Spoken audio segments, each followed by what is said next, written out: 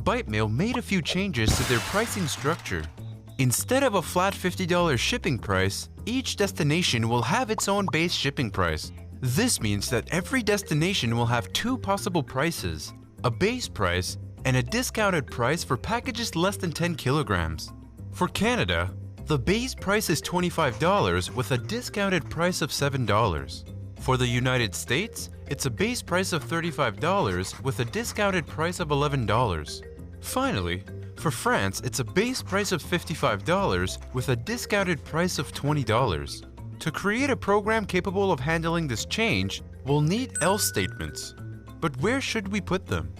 Let's consider the destination of Canada.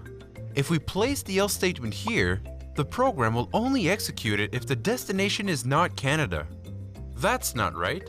The program should apply this price when the destination is Canada and the package is above 10 kilograms. Let's try here instead. In this case, if the package destination is Canada, the program checks if the weight is under 10 kilograms. If this is false, we jump to the else statement, which applies the base price of $25. That's what we want. As you can see, the placement of else and else-if statements are very important when using nested if statements.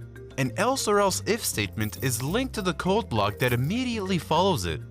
Now, let's try this ourselves in the code editor. Add an else statement to the inner if statement for the United States destination.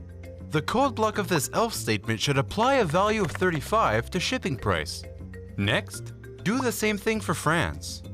The base shipping price for that destination should be $55. Once that's done, run your code and take the time to test various destinations with different values for package weight.